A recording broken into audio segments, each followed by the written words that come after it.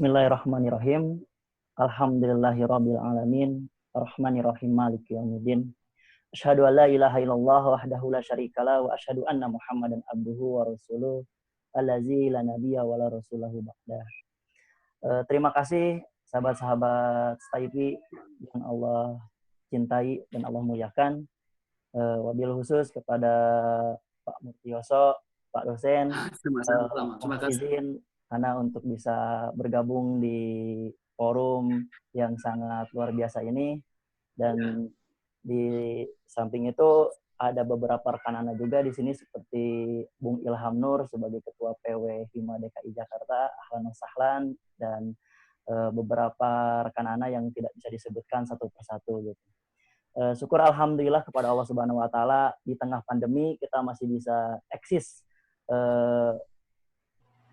berkarir, eksis, menyuguhkan ide-ide dan gagasan-gagasan yang brilian, sehingga tak ada satupun yang bisa menghentikan ide-ide kreativitas kita untuk bisa terus membumikan, untuk terus bisa men-share kebaikan-kebaikan, wabil khusus dalam kegiatan dakwah kita semua ini. Salawat serta salam terlimpah curahkan kepada baginda Allah Subhanahu wa taala, Nabi Muhammad sallallahu alaihi wasallam, dengan uswah dan kuduahnya beliau sampai saat ini ide-ide albab kita, ide-ide cemerlang kita bisa terejawantahkan, sehingga dalam keadaan, dalam situasi apapun kita bisa sama-sama menerapkan situasi-situasi, menerapkan kondisi-kondisi yang syukur alhamdulillah kita tidak keluar dari jalur ilahi robi. Kawan-kawan yang sangat saya muliakan, pada kesempatan yang sangat gembira ini sebetulnya saya lebih mencermati bagaimana peran posisi kita sebagai kaum milenial, wabil khusus kawan-kawan yang masih duduk di bangku kuliah, yang masih tetap menjalankan aktivitas rutinitas perkuliahan meskipun harus lewat media daring gitu kan. Nah, pada kesempatan sebelumnya juga waktu hari Ahad saya berbagi cerita di Staipi Garut tentang efek pandemi terhadap ekonomi dan bagaimana keadaan ekonomi selanjutnya gitu kan. Nah, intinya seperti mana e-book yang sudah saya share, e-book premium ya, share ke Kang Ihsan mengenai beberapa prediksi gitu kan, mengenai beberapa prediksi setelah COVID ini.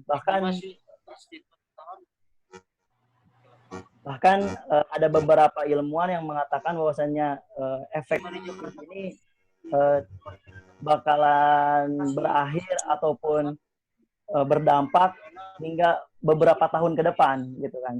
Nah, wabil khusus di bidang ekonomi. Nah, ada beberapa kutipan yang perlu saya sampaikan, kawan-kawan, yaitu kondisi ekonomi secara global terlebih dahulu ingin saya jelaskan gitu kan. Nah, nanti kan kita bisa mencermati sebagai kaum milenial how to be gitu kan, harus bagaimana kita menghadapi persaingan ataupun situasi seperti ini. Nah, IMF telah mengutip bahwasanya dampak COVID-19 ini lebih buruk daripada krisis 2009. Bahkan Kristalina Georgieva selaku Managing Director IMF, beliau mengatakan bahwasanya tidak pernah dalam sejarah IMF kita menyaksikan perekonomian dunia melambat kemudian terhenti, gitu kan. Nah, bahkan efek dari corona ini, COVID-19 ini bisa kita saksikan bahwasanya minyak mentah pun bisa anjlok begitu di harga yang sangat drastis gitu kan. Nah, bahkan banyak konglomerat yang mengandalkan dari minyak kehidupannya, beliau sekarang prepare untuk siap-siap menghadapi kehidupan yang akan dilalui di kemudian hari tanpa adanya perkembangan yang pesat dari feedback ataupun income di dunia pertambangan minyak tersebut gitu. Nah, kalau kita misalnya merinci di Indonesia, Indonesia termasuk salah satu negara yang juga menyiapkan anggaran besar guna mengatasi dampak COVID ini gitu kan. Nggak tanggung-tanggung Bapak Presiden Joko Widodo mempunyai anggaran sekitar 405,1 triliun untuk menanggulangi wabah COVID-19 ini. Dan bahkan 2,55%-nya ini dialokasikan untuk alat kesehatan gitu kan. Nah, akibat COVID-19 perekonomian Indonesia menjadi nggak stabil gitu. Bahkan prediksi daripada KKS, Komite KSSK maksud saya, Komite Stabilitas Sektor Keuangan, memprediksi pertumbuhan ekonomi pada tahun 2020 ini akan bergeser ataupun bergerak hanya di kisaran 0,4% gitu. Nah, artinya kalau misalnya target pemerintahan Joko Widodo di Indonesia Maju ini mempunyai target pertumbuhan 5-6% gitu kan. Nah, sekarang nyatanya diprediksikan 0,4%. Nah, artinya bakal ada sebuah krisis yang berkepanjangan khususnya di tahun 2020 yang akan kita hadapi. Oke, itu sebagai pengantar daripada yang telah Ustadz tadi juga sampaikan tentang gambaran dunia yang sangat terpuruk terkait wabah COVID-19 ini gitu. Nah, adapun apa sih yang bisa kita lakukan gitu di tengah-tengah COVID-19 ini. Nah, beberapa hari yang lalu saya terkhusus tergabung di organisasi Ngopi ya. Ngopi itu organisasi ngobrolnya filantropi. Jadi representasinya Pusat Zakat Umat mewakili teman-teman di Pusat Zakat Umat. Saya bergabung dengan beberapa filantropi seperti ACT, Dompet Duafa, Lazmu, Laz Dewan Dakwah dan lain sebagainya. Kemarin kita sharing dan dihadirkanlah e-book ini gitu kan. E-book daripada penelitian yang disampaikan oleh Inventur terkait dampak COVID-19 ini gitu. Nah, yang menarik adalah justru COVID-19 ini bisa menjadi peluang ataupun bisa menjadi tantangan untuk kita semua gitu. Nah, tergantung kita yang menyikapinya. Kalau misalnya bahasanya Bang Sandiaga Uno, dia kan menuturkan seharusnya situasi seperti ini kita harus bisa mengambil sebuah keuntungan gitu kan, sebuah cara bagaimana bisa mengambil beberapa momentum agar kita bisa tetap stay gitu, tetap safety, tetap aman, khususnya di bidang ekonomi gitu. Nah, kalau misalnya di materi yang di-share itu bahwasanya the for consumer megashift itu kan lebih ke 4 keadaan yang terjadi pada saat ini gitu kan. Yang pertama, stay at home lifestyle gitu. Kita pasti semua orang-orang diarahkan kepada tinggal di rumah, kegiatan di rumah, aktivitas semua di rumah. Bahkan gaya hidup baru tinggal di rumah dengan aktivitas walk, living, and flying karena adanya social distancing gitu. Artinya semua keadaan harus di rumah. Nah, kalau misalnya orang yang negative thinking, pasti dia tidak bisa mengembangkan keadaan-keadaan bagaimana bisa eksis stay at home gitu kan. Nah, tetapi kalau misalnya kita sebagai entrepreneur muda, kita sebagai milenial, dan riset mengatakan sebelum daripada COVID-19 ini menyatakan milenial itu orang-orang yang mempunyai kecenderungan the king hill gitu, apa ya namanya itu, pembunuh keadaan. Nah, artinya yang tadinya pangsa pasar tradisional, konvensional dibunuh oleh anak-anak milenial. Oleh apa? Oleh marketplace dan lain sebagainya. Begitupun kajian-kajian offline dibunuh oleh anak-anak milenial dengan cara apa? Dengan bikin startup yang sangat jenius gitu. Nah, seharusnya bagi kaum milenial ini menjadi sebuah tantangan tersendiri supaya bisa tetap going up, tetap bisa membuktikan diri bahwasanya walaupun di rumah kita bisa tetap eksis dan bisa terus membuktikan keadaan yang lebih baik.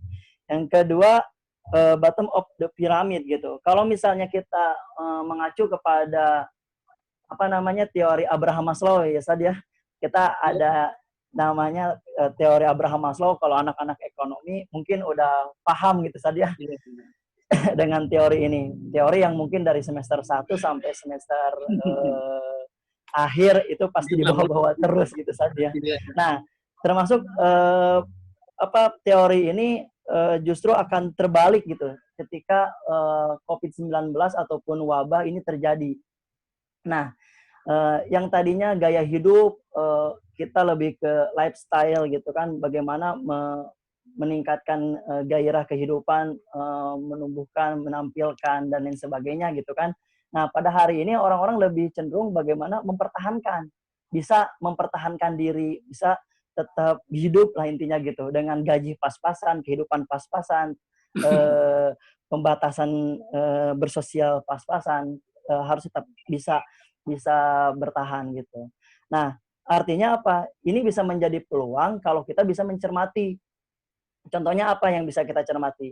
Nah, ketika orang-orang tadi tidak bisa menggunakan pasar konvensional sebagai alat untuk bermuamalah gitu kan, alat untuk bertransaksi sebuah market. Nah, berarti kan sekarang pada pindah ke pasar online atau disebut dengan marketplace gitu pada hari ini. Nah, meskipun sekitar 5 hari yang lalu saya bersama teman-teman developer website itu berdiskusi tentang ancaman hackers dari luar, khususnya marketplace Indonesia. Dan itu sendiri alhamdulillah pemerintah sudah merilis. Ternyata beberapa marketplace seperti Tokopedia, Lazada, dan Zalora kalau nggak salah ya, mohon maaf kalau salah, itu database-nya apa namanya diambil ataupun diretas oleh pihak-pihak luar. Artinya apa? Artinya sekarang karena orang-orang cenderung di dunia ini lebih ke mengedepankan online marketing, maka kejahatan pun akan lebih cenderung menuju ke kejahatan marketing, kejahatan online itu sendiri gitu. Nah, artinya kita bisa memanfaatkan proses-proses keadaan apa namanya itu piramid yang terbalik ini, kebutuhan-kebutuhan yang terbalik ini untuk bisa kita manfaatkan semaksimal mungkin gitu. Nah, yang ketiga adalah go virtual. Nah, dengan adanya COVID-19, konsumen menghindari kontak fisik manusia. Mereka beralih menggunakan media virtual atau digital. Nah, salah satunya media virtual digital itu, ya kita alhamdulillah pada saat ini teman-teman DEMA, Dewan Mahasiswa STIP Jakarta, mempunyai ide cemerlang untuk bisa eksis, mengadakan startup, mengadakan webinar, mengadakan kajian-kajian lewat online. Dan itu harus kita bisa fasilitasi gitu. Sebagai bocoran, alhamdulillah, walaupun saya misalnya pengacara, saja pengangguran banyak acara, gitu. Nah, selama COVID-19 ini, saya berazam untuk tetap stay at pasar minggu Jati Padang gitu. Nggak pulang ke kampung ataupun nggak hijrah ke luar Jakarta gitu. Artinya, nah karena saya sudah siap untuk menghadapi COVID-19 ini. Dengan cara apa? Dengan cara memaksimalkan konten-konten online. Konten-konten online seperti apa? Kita buka konsultasi online berupa kegiatan-kegiatan sekolah yang orang-orang mau sekolahnya di learning-kan dan lain sebagainya gitu.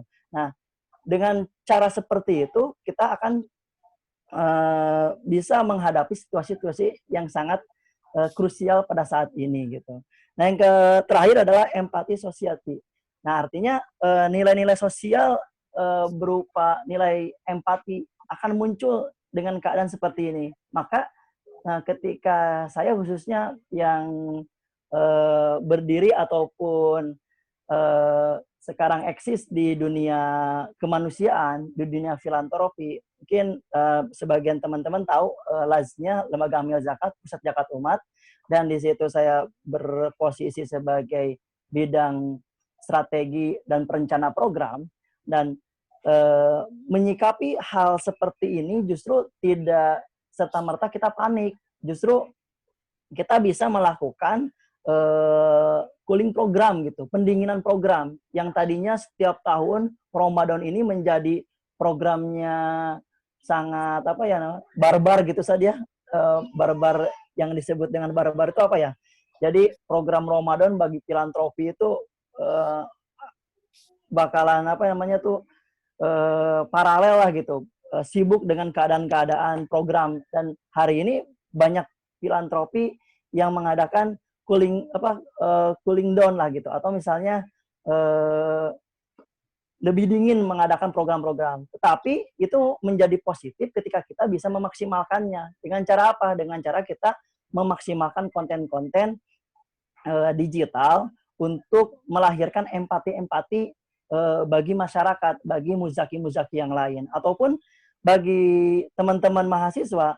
Nah, keempat poin yang utama daripada e-book yang saya share ini, bisa nggak teman-teman bisa mengambil kesempatan gitu? Apakah mau mengambil kesempatan bagaimana cara memanfaatkan keadaan-keadaan yang berada di stay at home untuk bisa kita maksimalkan gitu? Karena kalau misalnya bahasa orang tua, di balik musibah pasti ada apa namanya tuh, ibrah atau pelajaran.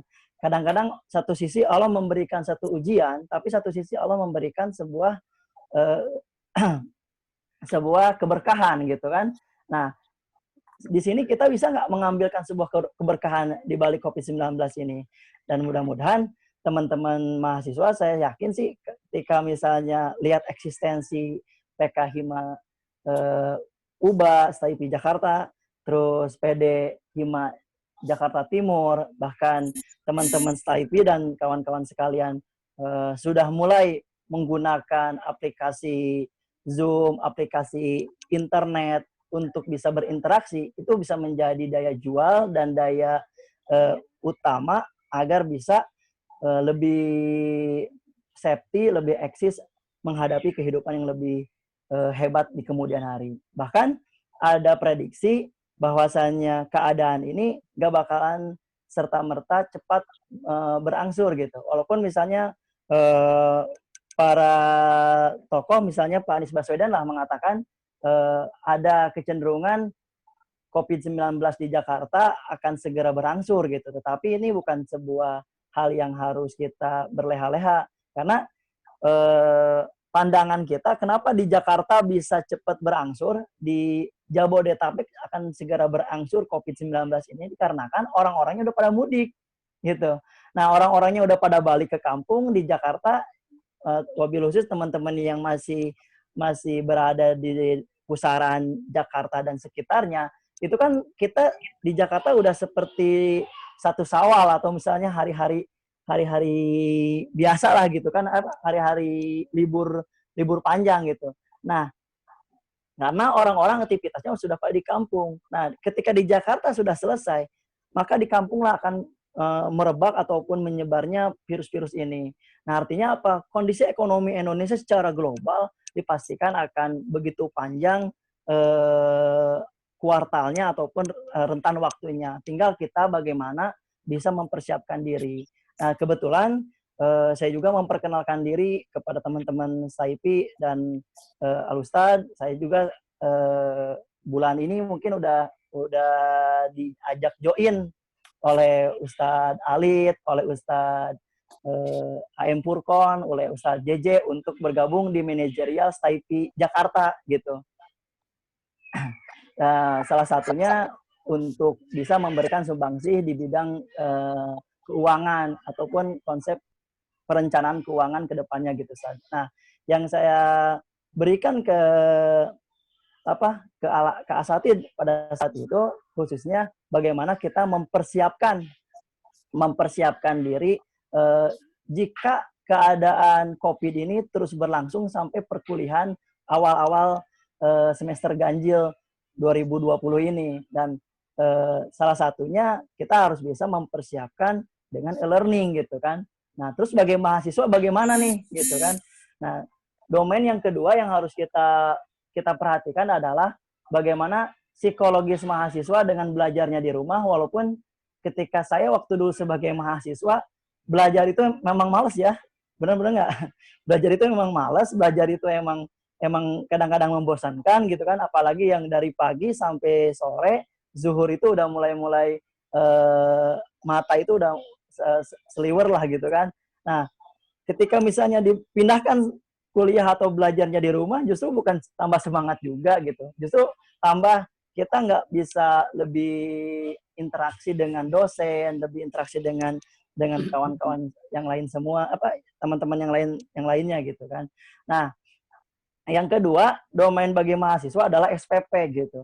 Ini yang sangat sangat sangat mengkhawatirkan baik bagi mahasiswa maupun bagi kampus gitu. Karena kalau misalnya mahasiswa nggak bisa bayar SPP, mungkin kampus juga akan menjadi efeknya gitu kan, akan terkena dampaknya gitu. Nah, tinggal bagaimana sekarang baik itu untuk SPP ataupun untuk mempertahankan kehidupan, tinggal kita harus bisa cepat-cepat adaptif gitu, cepat-cepat bisa menyesuaikan diri dengan keadaan seperti ini gitu. Keadaan seperti ini harus bisa kita cermati, harus kita hadapi dengan bijaksana. Ada satu contoh kasus wabah yang pernah saya sampaikan di beberapa kesempatan tentang sejarah wabah gitu. Nah, sejarah wabah itu sebetulnya kan panjang, baik di zaman sebelum kerasulan Nabi Muhammad ataupun setelah Nabi Muhammad menjadi rasul, Khalifah Rasyidin dan khalifah-khalifah selanjutnya itu juga banyak gitu kan wabah. Nah, bahkan yang perlu kita cermati, yang perlu kita perhatikan itu adalah terjadinya wabah hitam gitu. Nah, atau disebut dengan Black Death gitu. Nah, kalau misalnya saya lebih boleh memberikan gambaran terkait Black Death yang terjadi pada kerajaan Romawi atau kita kenal dengan Bizantium.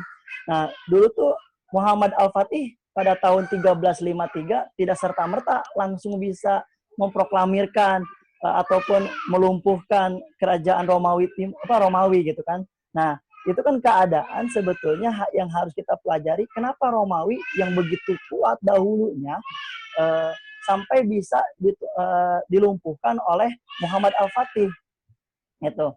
Nah, ternyata ketika kita baca-baca sirah lebih jauh, di tahun 1331 itu ternyata Eropa terkena dampak virus yang disebut dengan virus Black Death gitu. Jadi Black Death itu virus hitam lah gitu. Bisa teman-teman semua carilah informasinya gitu. Itu enggak sebentar, dari kurun waktu 1331 sampai 1351 lah pokoknya ya. Keadaan 1347 sampai 1351 keadaan virus di Eropa itu terjadi lah gitu. Nah, setelah itu Islam bisa mengambil kejayaan, Islam bisa mengambil manfaat ibroh daripada dibalik virus tersebut. Nah, kalau misalnya sandarannya pada zaman Muhammad Al-Fatih virus begitu memporak-porandakan masyarakat pada saat itu, apakah kita bisa tarik ibroh tersebut di hari ini? Oh, jelas tentu bisa gitu. Nah, perlu diketahui oleh teman-teman semua, ketika virus ini terjadi, ekonomi melemah, ada beberapa dampak negatif yang telah di Ustadz jelaskan begitu rinci dan begitu jelas gitu kan. Nah, tetapi ada tingkat positifnya yang harus kita sama-sama perhatikan. Semua akan berawal dari zero, semua akan berawal dari nol, semua berawal dari keadaan yang sangat-sangat dari dasar.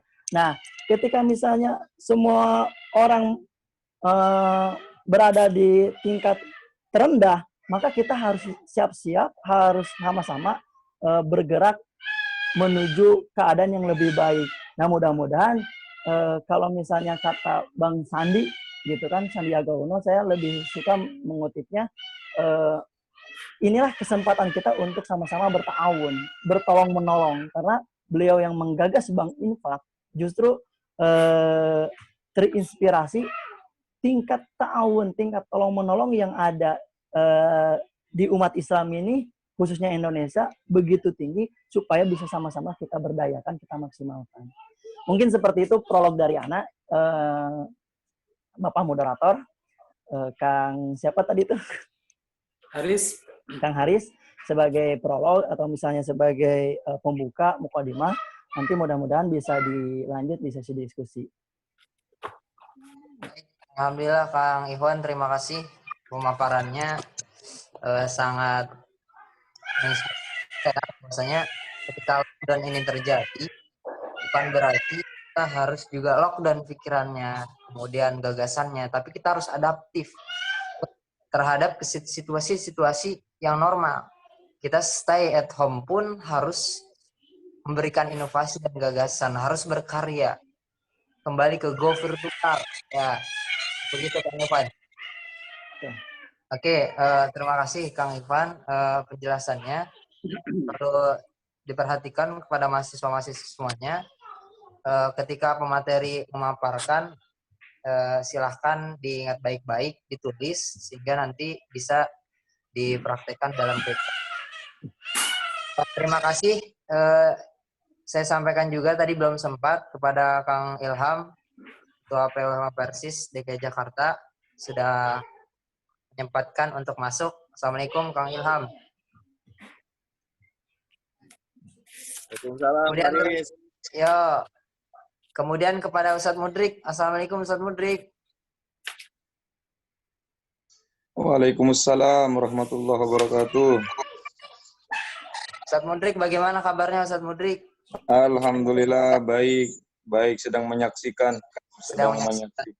Oke, sebetulnya kajian ini kan kajian kampus Ustadz Mudrik. Akan tetapi belum ada perwakilan kampus. Karena pemateri kan Ustadz Murtioso sama Kang Ikhwan. Jadi Ustadz Mudrik mungkin kemarin kan kabarnya SK surat keputusan kampus sudah keluar Ustadz Mudrik. Ya, alhamdulillah sudah keluar.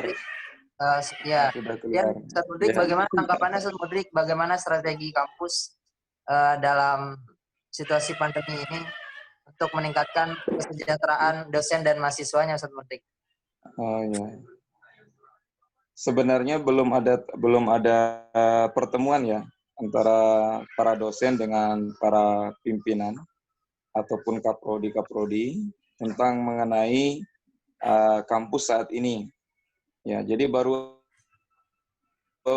kita dapati surat SK dari Kementerian Pendidikan bahwasannya kita sudah bisa menyelenggarakan pendidikan tinggi. Nah, insya Allah ke depannya kita sedang menyiasati untuk pertemuan antara para dosen dengan para pengurus-pengurusnya supaya strategi ke depannya bagaimana. Yang disahkan dari SK itu hanya dua fakultas. Hanya dua fakultas. Jadi belum ada yang lain. Jadi baru kemarin itu ekonomi syariah sama komunikasi kalau nggak salah. Sedangkan kita kan berharap PAI itu termasuk ikut disahkan. Namun ternyata dari sana belum bisa menerima. Jadi kita mengambil PAI itu nanti dari Bandung. Jadi mesti tetap kita ikut ke Bandung.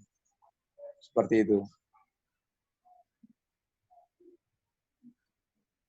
Baik, terima kasih Ustadz Mudrik penjelasannya. Mungkin pertemuan berikutnya Ustadz Mudrik, saran dari saya, nanti mungkin setelah ada rapat antara pimpinan kampus dan juga dosen-dosen, bagaimana ke depannya, nanti kemudian ada satu sesi, satu waktu, satu momentum di mana kita pimpinan kampus, kemudian dosen-dosennya, dan seluruh mahasiswa kita diskusikan, kita ngobrol bareng terkait bagaimana nanti ke depannya kampus. Seperti itu, Ustadz Mudrik.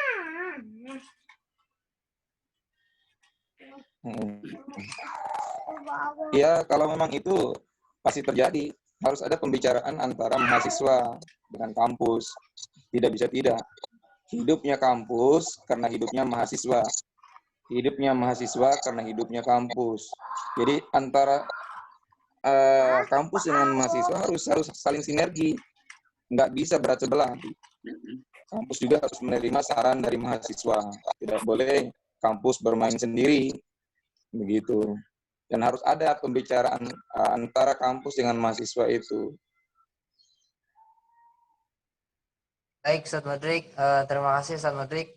Mungkin nanti kita bakal bertemu lagi, Ustadz Mudrik, dosen-dosen dan juga pimpinan kampus dengan mahasiswa-mahasiswanya. Ya, Insya Allah. semoga kita bisa ketemu. Ya, soalnya lagi COVID jadi susah ya.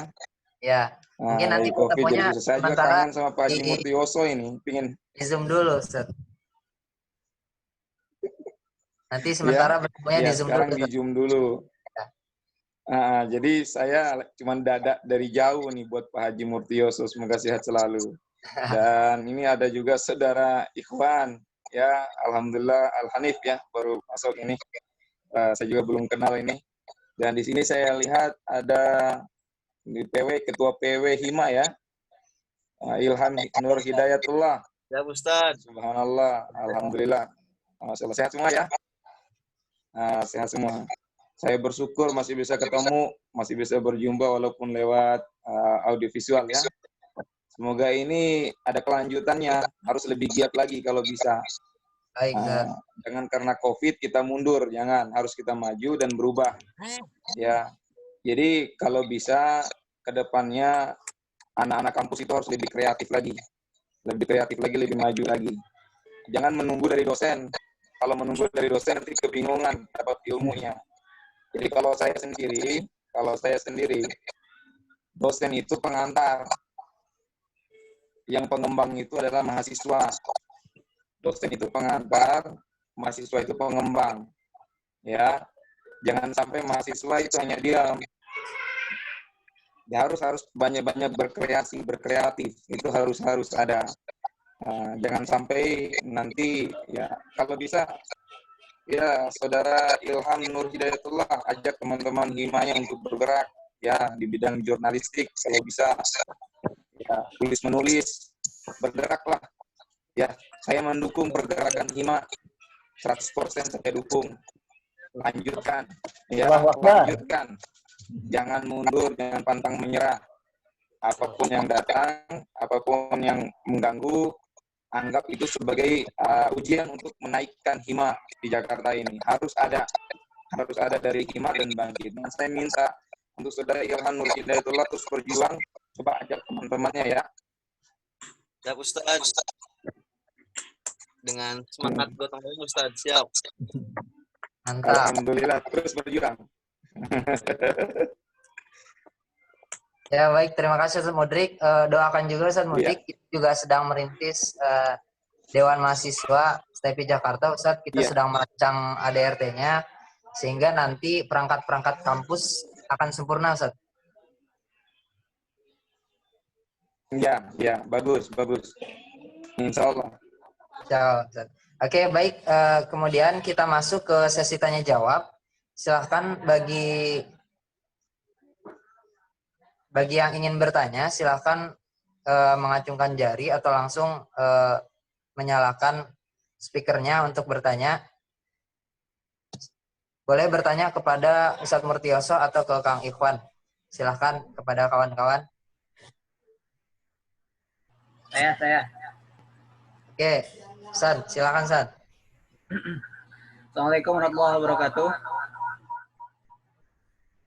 Waalaikumsalam warahmatullahi wabarakatuh.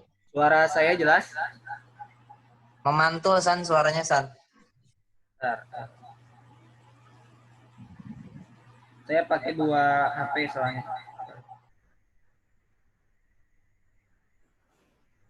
Bentar saya lab yang ini. Atau Kang Ilham dulu, saya ngecek dulu ini.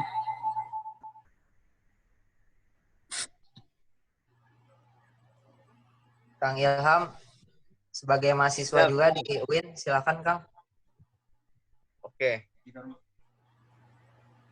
Ucapkan terima kasih ya kepada para Ustadz, ada Ustadz Murtioso, Ustadz Mudrik, dan Ustadz Cikwan.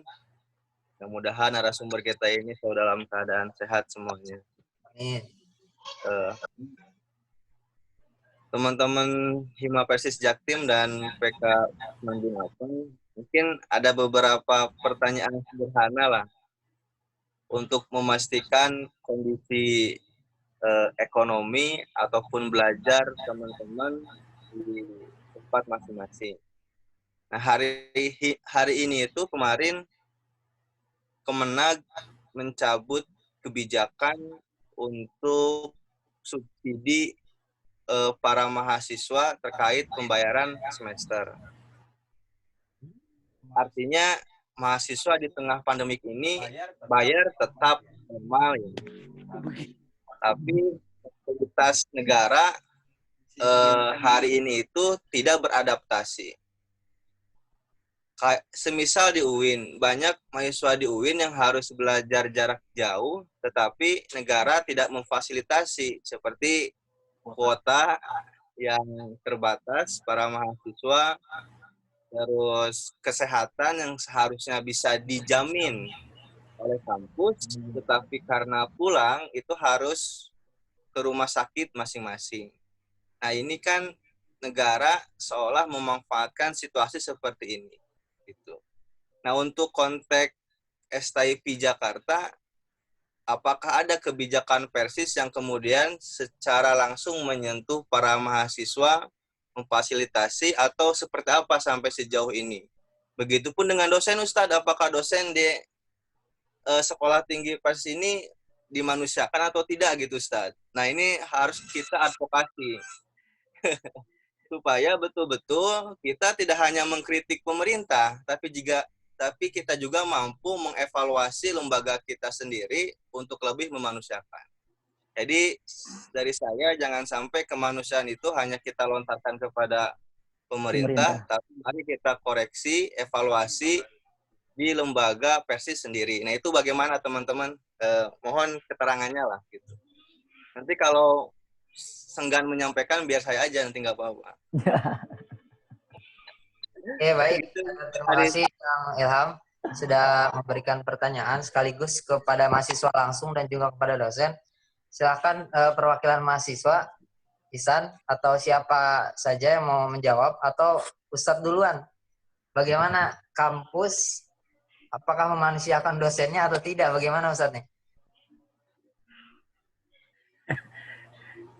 Ustadz Murtioso atau Ustadz Mudrik?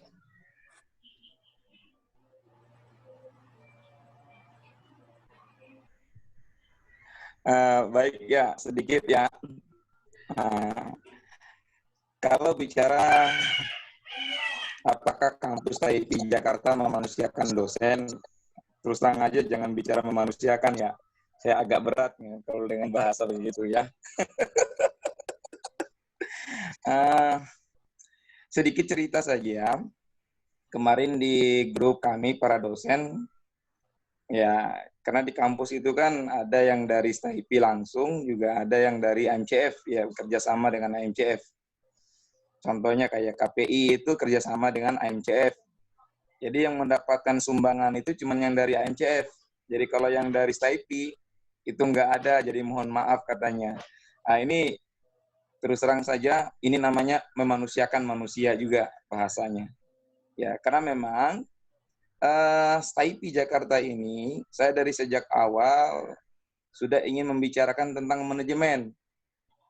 Terus terang saja, saya kalau berbicara tentang manajemen, memang di sini yang lebih faknya itu Pak Haji Murtioso, yang lebih faknya untuk manajemen. Tapi saya melihat tentang manajemen kampus, dimanapun kampusnya, terus terang aja, apalagi kampus sendiri, seperti STIP ini, belum maksimal. Manajerialnya belum ada, masih nol, masih kayak anak-anak catatan-catatan biasa saja. Jadi pertemuan antara dosen dengan pihak kampus itu pun juga tidak berjalan dengan baik dan mulus. Tidak ada yang setiap kali ada komentar dari dosen itu tidak diterima dengan secara baik, selalu diambil sebelah pihak saja. Jadi terus terang saja, ini bagi saya tidak boleh seperti ini. Kebijakan kampus adalah kebijakan sama, tidak boleh kebijakan beda.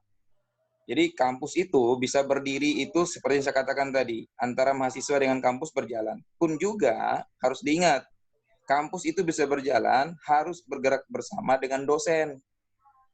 Dosen kalau tidak bergerak bersama dengan kampus tidak akan bisa. Nah, kalau kampus mengambil kebijakan pribadi tanpa mengambil itikat baik dengan dosen, itu akan merubah semuanya. Manajemen keuangannya tidak berjalan. Manajemen tentang kurikulumnya tidak berjalan sampai saat ini. Kemudian masih banyak lagi manajemen yang lain yang saya coba cari. Setiap kali memberikan usulan itu selalu tertutup, tidak bisa, dan hanya berkuasa di antara. Ini menjadi persoalan besar. Kampus manapun kalau seperti ini tidak akan berkembang. Kampus manapun akan mati dengan sendirinya. Ya, jadi kalau bicara manusia memanusiakan itu, saya terus terang saja masih belum. Kampus-kampus besar pun saya coba, ke UI pun juga begitu. Masih ada ya grup-grup. Kemudian masih ada juga yang lain ya, kampus UP yang saya tempat ya, juga sama. Itu saling berseteru antara satu dengan yang lainnya. Ini kampus tidak akan bisa bersinergi lagi, mati. Nah, sedangkan kampus kita ini baru bangun, ya saya sendiri masih berharap STIP Jakarta itu masih mau nggak merubah. Makanya terus terang saja, kadang-kadang saya mengajar pun juga ya, gimana ya kalau berbicaranya. Ini jadi nggak berkeinginan maju ke depan supaya STIP Jakarta maju. Itu harapan saya. Karena dari awal saya sudah canangkan, kalau nggak ada mahasiswa, saya siap jadi mahasiswa. Tapi ingat, buka prodinya Quran Hadis. Saya siap masuk mahasiswa. Siap. Saya pingin ngobrol sama guru-guru sama dosen-dosennya. Saya pingin debatin kalau bisa. Tunjukkan kalau bisa, gitu. Tapi nggak buka Quran Hadis itu. Nah, saya mundur akhirnya. Yang dibuka PAI, Komunikasi Penyiaran Islam, Ekonomi Syariah. Oke, saya mundur. Saya dipanggil jadi dosen. Oke, saya siap jadi dosen. Kurikulum di STIP belum ada. Kalaupun mau ngambil STIP Bandung, kita belum pegang mana kurikulumnya. Jadi belum ada kejelasan. Kemudian masalah keuangan, apalagi. Nah, tadi kan hubungannya dengan keuangan ya. Itu masih jauh panggang dari api. Ya, masih jauh panggang dari api. Nah, kita tuh masih seperti guru-guru di sekolah swasta. Terus terang aja, saya ngomong secara jujur. S2, S3 hanya tidak dihargai, saya bisa. Dengan kalimat 75 dan 100 itu tidak dihargai. 0 bagi saya. Terus terang aja, 0. Itu tidak dihargai sama sekali. Walaupun sedang berkembang, tapi saya masih berpikir lebih jauh, semoga kedepannya lebih bagus lagi. STIP ini terus terang aja, akan bisa berkembang dengan orang-orang yang bisa memanajerial. Kalau tidak ada yang memanajerialnya, habis. 0 besar. Saya kasihan dengan mahasiswa. Mereka datang, terus kemudian tidak ada yang mengajar. Kenapa tidak mengajar? Tahu sendiri persoalannya. Nah, jadi ini belum ada, jadi kesumbangan ke dosen. Jadi Pak Haji Murti mungkin ngajar di KPI, Pak Haji. Belum moodnya dihidupin dulu, Pak Haji. Dihidupin dulu, Pak Haji, moodnya. Ngajar di KPI nggak, Pak Haji? Ya. Ngajar di KPI nggak? Enggak, sekarang enggak. Sekarang berarti nggak dapat sumbangannya. Iya. Nggak dapat. jadi ini belum ada. Jadi, nah itu Saudara Ilham Nur Hidayatullah itu. Jadi kalau pertanyaan itu kita masih nutup ya, masih nutup. Jadi belum bisa kita bergerak karena kita itu ingin berjuang. Itu aja. Kita bergerak ingin berjuang membangun STIP Jakarta walau apapun yang terjadi. Ya, walau apapun yang terjadi, saya cuma punya tekad STIP Jakarta harus ada. Itu aja. Harus ada dan berkembang. Ya, itu. Terima kasih. Baik, terima kasih Ustadz Mudrik. Perwakilan dari dosen ya, perwakilan curahan hatinya dari dosen. Terima kasih Ustadz Mudrik. Insya Allah kita paham betul bagaimana dosen-dosen dan kampus kita pun sama masih di tahap awal, masih sama-sama berjuang. Tapi saya juga sebagai mahasiswa terus mengingatkan kepada yang lainnya, bukan berarti kampus kita belum terbenahi dengan maksimal, kita bukan berhenti untuk terus menyerap ilmu, akan tetapi kita harus tetap berjuang sama-sama membenahi kampus, seperti itu. Oke, dari Ihsan, sepertinya bagaimana Ihsan? Saya Dari Ustadz Murtiasa, silakan Ustadz. Oh gitu. begini. Saya kan biasa ngajar di sekolah kedinasan, ya kan? Administrasi rapi, manajemen bagus, fasilitas oke. Begitu saya terjun ke Taipei, ya memang agak-agak terkejut juga. Tapi banyak para mahasiswa itu curhat ke saya. Bahkan bukan curhatnya di kampus, ke rumah bermalam 17 orang, 17 mahasiswa. Bermalam, saya tampung. Saya kasih, cuma setelah, seperti Ustadz Mudri katakan, setelah saya ungkapkan, ya hilang aja. Apa ibaratnya gone with the wind, terbang terbawa angin gitu. Ya sudah kayak begitu, saya bingung. Sampai hal-hal yang kecil, saya ambil inisiatif. Bagaimana kalau ininya nanti kartu, ada istilahnya KRS kan ya, kartu rencana studi, kartu apa. Saya yang mencetakkan lah, pokoknya saya yang Iya, enggak apa saya enggak tahu, enggak jalan juga. Jadi saya pikir, jadi saya tidak menyalahkan para mahasiswa-mahasiswi itu kurang semangat. Tidak. Saya juga tidak menyalahkan mereka. Kenapa? Mereka sudah datang pakai transport. Mereka mahasiswa murni yang uangnya hasil entah dari ngaji apa jadi marbot apa kiriman dari orang tuanya atau apa. Tapi begitu mereka datang, dosennya nggak ada. Itu kasihan. Itu adalah suatu penzoliman kalau menurut saya. Mereka udah benar-benar niat datang, dosen tidak ada. Dan sebaliknya. Artinya begini. Kenapa tidak ada spirit kampus? Karena manajemennya belum transparan, bukan tidak ya, belum transparan. Kedua mungkin lagi dilakukan pembenahan. Saya mau urun rembuk cemplung free charge, masih saran. Bahkan saya pingin Taipei ini punya kampus tentang pajak berbasis Islam atau sekolah pajak Islam Persis gitu. Biar saya yang cari dosen-dosennya, metodenya, kurikulumnya, menyaingi apa? Urindo yang sudah melemah, kita yang makin menguat itu. Saya pernah ada usul kayak begitu. Ya. Mantap, Ustaz. Masya Allah. Iya, saya pernah ada niat begitu. Setuju. Saya cari dosen-dosennya yang proyeknya, dosennya itu adalah proyek thank you alias lillahi ta'ala. Karena kampus kita bukan statusnya diakui atau disamakan, kampus kita adalah statusnya diridhoi. Tinggi sekali. Saya pingin, kenapa? Saya alhamdulillah dari tahun 1987 sudah berkecimpung di Direktorat Jenderal Pajak yang bisa kita ukur penghasilannya mungkin di atas rata-rata PNS lain. Jadi saya orientasinya alhamdulillah ya bukan ini. Saya ingin ini aja, ingin berbagi masuk surga bareng anak-anak mahasiswa, mahasiswa sama dosen lah. Itu aja. Demi Allah lain dari itu enggak. Cuma masukan-masukan yang saya dapat, saya beradaptasi ketika di sekolah tinggi ilmu akuntansi negara STAN, diklat perpajakan, keuangan, moneter dan sebagainya, saya mau terapkan ya memang agak sulit karena kondisinya ya. Tapi begini. Yang saya lihat adalah spirit anak-anak luar biasa. Makanya kadang-kadang kalau saya mengajar setengah jam itu saya cuma ngasih motivasi doang. Saya setengah jam ngasih motivasi. Sampai dari motivasi ilmu sampai motivasi perut. Ayo silakan yang lapar silakan ke bawah, saya bilang gitu kan. Silakan ke bawah. Sampai ke situ mungkin anak-anak banyak yang cerita mungkin. Kenapa?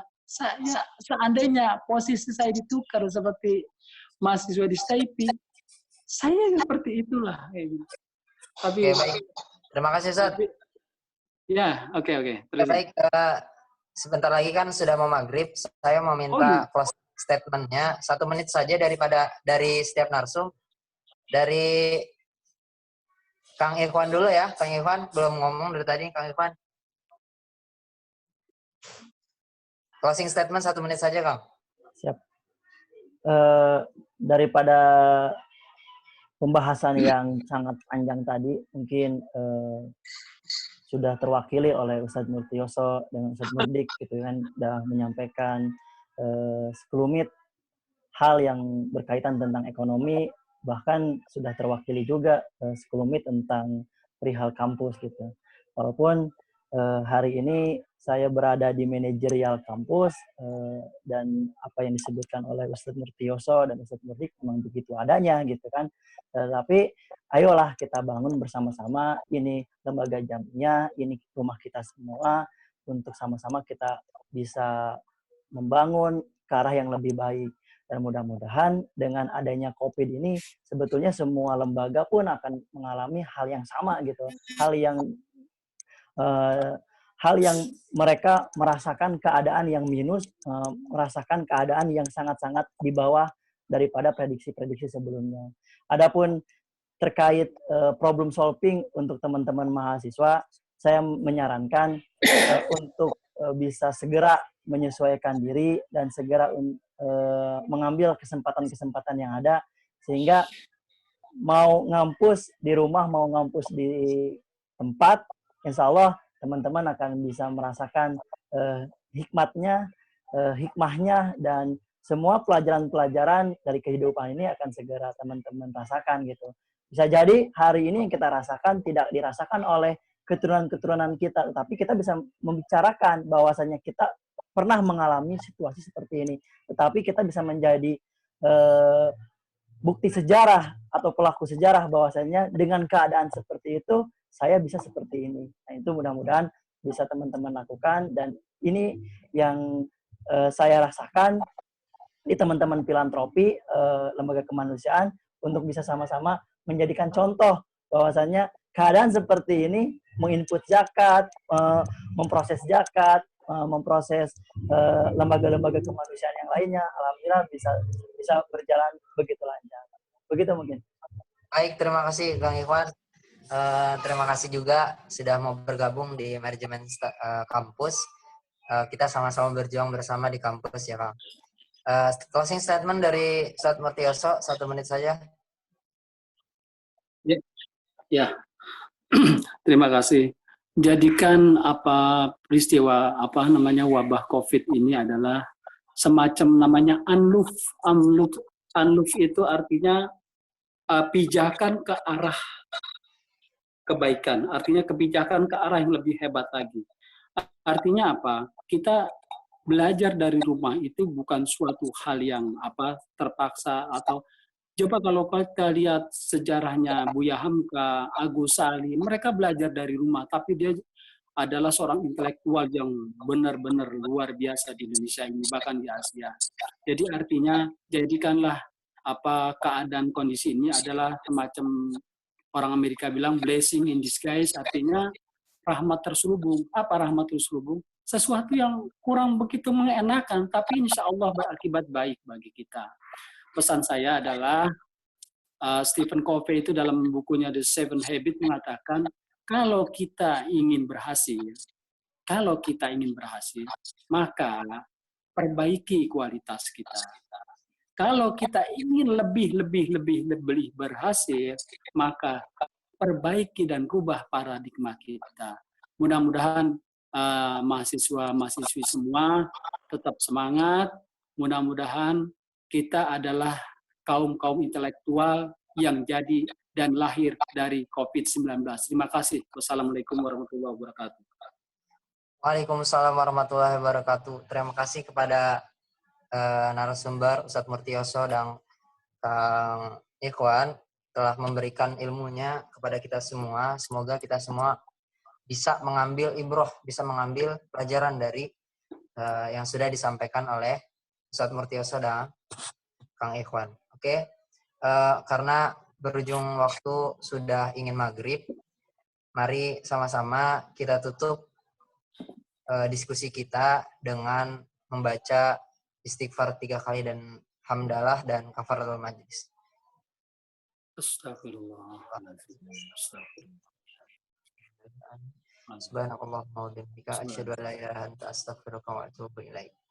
Terima kasih kepada kawan-kawan mahasiswa, kepada Ketua PW Persis DKI Jakarta, Ketua PK, Ketua PD yang sudah menyempatkan hadir dalam diskusi ini. Semoga diskusi ini menjadi inspirasi dalam kehidupan kita, bisa diterapkan dalam kehidupan kita. Terima kasih semuanya. Salam dari saya, dari Dewan Mahasiswa. Wassalamualaikum warahmatullahi wabarakatuh. Hidup mahasiswa. Waalaikumsalam warahmatullahi wabarakatuh.